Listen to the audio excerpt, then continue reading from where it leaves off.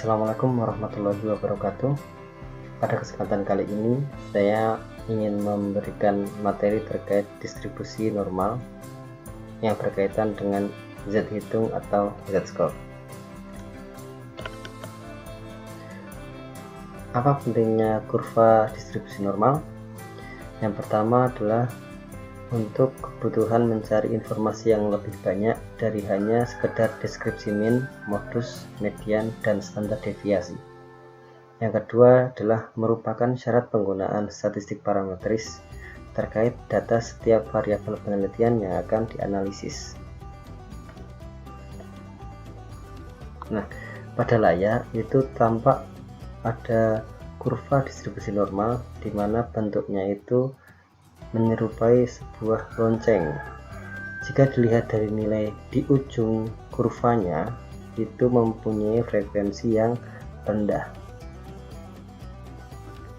Nah, yang jelas nanti semakin jauh nilai itu dari rata-rata, maka frekuensi datanya pasti akan semakin sedikit. Nah, ini adalah tabel Z untuk distribusi normal. Bagaimana cara kita bisa membaca tabel Z distribusi normal ini? Kita akan mempelajari tentang Z-hitung atau Z-score. Beberapa mahasiswa itu mempunyai konsep bahwa jika ada data berdistribusi normal, maka Z-hitung atau Z-score itu digunakan untuk melihat ke tabel Z dan melihat peluangnya. Padahal kegunaan dari Z-score ini tidak hanya itu. Z-score sendiri adalah skor standar berupa jarak suatu nilai dari rata-ratanya dalam satuan standar deviasi. Itu ada kegunaan dari Z-score, bisa dilihat di layar. Yang jelas, selain menentukan jarak nilai terhadap rata-ratanya, Z-score itu juga bisa untuk mengetahui persentase jumlah data atau nilai yang berada di bawah atau di atas suatu nilai tertentu. Rumus dari Z-score atau Z-hitung adalah Z sama dengan XI min X bar dibagi S atau simpangan baku. X barnya adalah rata-rata. Contoh soalnya, dari penelitian terhadap 150 orang laki-laki yang berumur 40-60 tahun, didapatkan rata-rata kadar kolesterol mereka adalah 215 mg persen dan simpangan bakunya adalah 45 mg persen. Hitunglah peluang kita mendapatkan seseorang yang kadar kolesterolnya lebih dari 250 mg. Yang B kurang dari 200 mg, yang C di antara 200 sampai 275. Oke. 250 itu nanti akan menjadi XI kita. Maka Z-hitungnya adalah 250 dikurangi rata-ratanya adalah 215 dibagi simpangan bakunya tadi adalah 45. Kita dapatkan hasilnya adalah 0,78. Z-hitung itu nanti kita gunakan untuk membaca Z-tabel. Nah,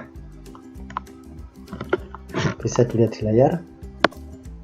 Nanti kalau misalnya kita minta untuk mencari Z-tabel dari Z-hitung, Z-hitungnya tadi kan 0,78, 0,7 dari kolomnya kita baca 0,08. Nah, ini adalah hasil dari Z-tabel untuk Z-hitung 0,78. Hasilnya adalah 0,7823.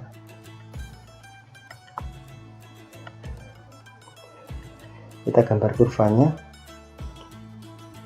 0,7823 itu adalah nilai Z-tabelnya, atau kita bisa bilang bahwa 78,23% itu datanya ada di bawah 250. Karena dimintanya adalah lebih dari 250, maka ketika kita punya persentase kan totalnya adalah 100%. Berarti untuk mencari yang lebih dari 78,23% itu adalah 100 dikurangi 78,23 atau 21,77. Ketika kita ditanyakan peluang seseorang yang kadar kolesterolnya itu lebih dari 250 mg, maka jawabannya adalah 0,2177.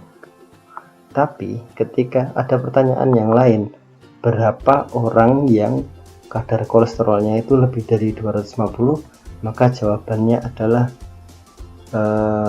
peluangnya kita kalikan dengan banyaknya orang. Kita dapatkan 32,655 atau kita bulatkan menjadi 33.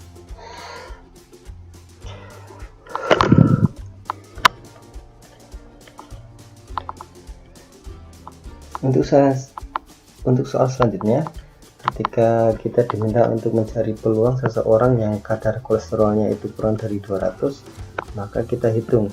Jadi hitungnya XI nya kita ganti 200, X barnya masih 215 dan S nya masih 45. Kita dapatkan hasilnya adalah negatif 0,33. Kita periksa Z tabelnya. Ketika Z hitungnya 0,33, negatif 0,33, kita dapatkan hasilnya adalah 0,3707.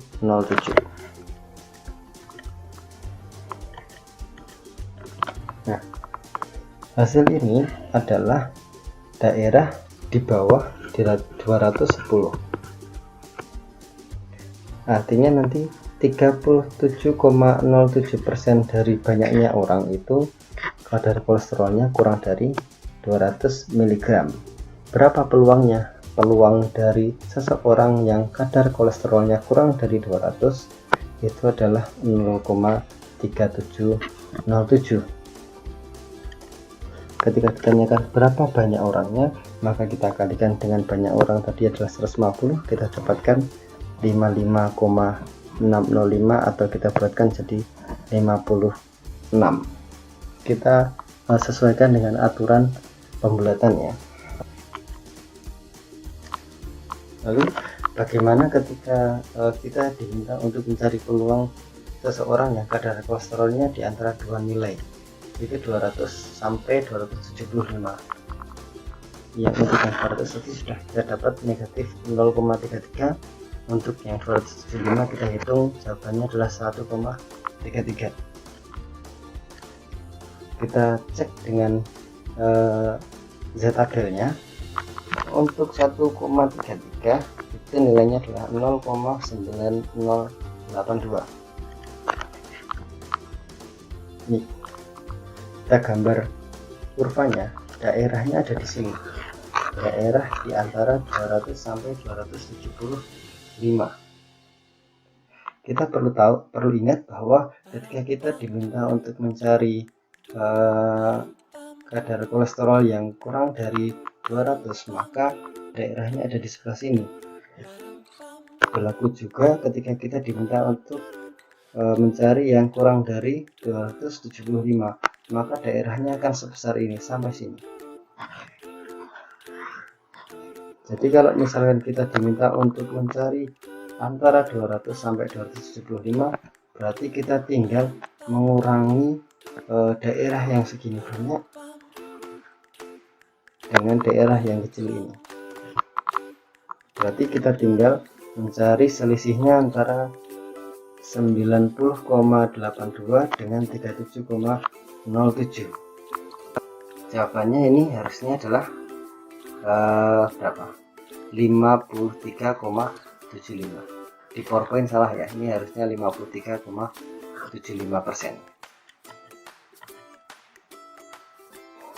Oke, silahkan soal ini dikerjakan untuk latihan. Nanti pembahasannya akan saya share di WA Group atau di link deskripsi YouTube ini. Terima kasih atas perhatiannya. Semoga ilmunya bermanfaat. Saya akhiri. Wassalamualaikum warahmatullahi wabarakatuh.